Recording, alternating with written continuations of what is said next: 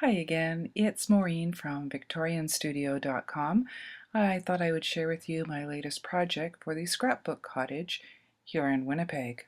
They asked me to maybe use some of this new Graphic 45 Couture Collection paper on something that I could alter. So I went to my local Goodwill store and found this. I took this picture before I started the project. A whole $2.25 was spent on this wooden, I didn't know what it was. I think by Googling pictures on the internet that it's a bagel cutter. You stick the bagel in the middle and then you saw through those two slots, but I couldn't see that it was used. The thing I did like about this, whatever it is that it had kind of an Art Nouveau feel to it. I like the lines, and I thought once it was painted, although I love the wood grain, that it would look very Art Nouveau and go with the Couture Collection paper. So now that I had the item I was going to alter, I had to figure out exactly what I was going to make. Since this couture paper talks about style and fashion, I thought I would make a shopping kit, a shopping list, and a couple of envelopes to put some money or coupons, that kind of thing in. So I began with the Graphic 45 Couture Collection 12 by 12 sheets that the Scrapbook Cottage gave me to use. They gave me some loose sheets, so I don't have the whole pack.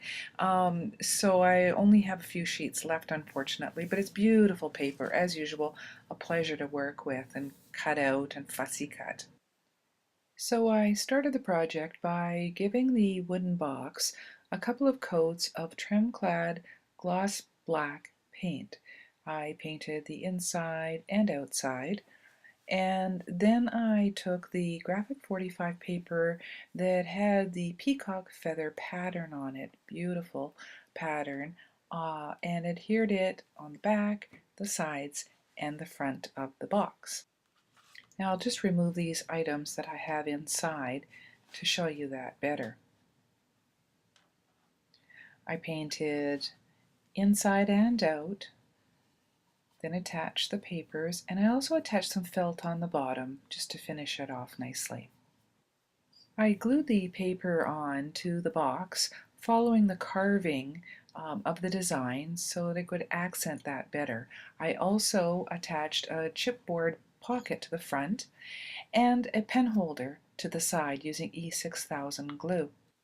Once the box was finished, then I had to decide exactly what I was going to put in it. So I'll just put everything back together here, and I'll review all the parts that I decided to include in this little shopping set. I knew that I wanted to have a shopping list primarily in this set, but I also wanted to try to come up with some other things to include in this little kit.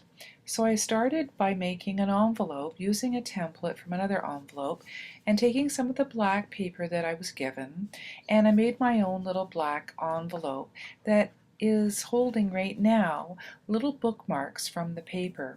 Basically they're little tickets that are identical on either side, and I used some score tape and just attached them together, and I thought they would be good as bookmarks. Maybe when you're doing some catalog shopping you could mark your page just by clipping them on the page edge like that. So this envelope holds 3 of those little bookmarks, and of course the nice paper on the front. I also made a second envelope that's larger. It's a size 10 envelope that I used as a template, and I fussy cut out this beautiful lady that reminds me of Mary from Downton Abbey, and some of the other features from the paper that I attached and used multi-mat on. And I thought you could use this to hold money or coupons or anything in preparation of going shopping. But the largest piece that I made was a shopping list. And I made this from chipboard, and some of the paper, both inside and out on the back and front of this shopping list, and used regular copy paper and printed out about 50 pages of lined pages that are also perforated. Now it's kind of hard to see the perforations here, but they can be torn off as they're used. And I did that with this new tool that I got, this tonic paper perforator. It's so cool. You just open it up and then take a ruler and run it along the ruler, and it cuts the paper perfectly so that it can be torn off.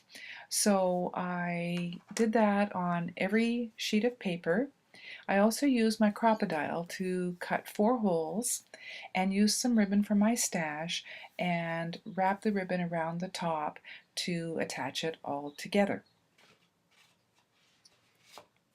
Which now brings me to the most labor-intensive part of this whole project, the pen. I wanted a peacock quill, so I found some peacock feathers at Michael's and got an old stick pen, slit the feather up the shaft, and then glued the pen up inside the feather shaft. I just love peacock feathers, and to have a real one matching the paper I thought would be really cool. I wrapped the bottom of the pen with some graphic 45 paper and finished off the top of it with some jewelry findings. I also cut down the barrel of the pen as the pen holder and used some E6000 glue to make a stand on the side of the box. So that's my project. I hope you enjoyed seeing it. I had a lot of fun making it. And I'm hoping to use this Couture collection again with another project real soon. In the meantime, thanks for joining me. Bye-bye.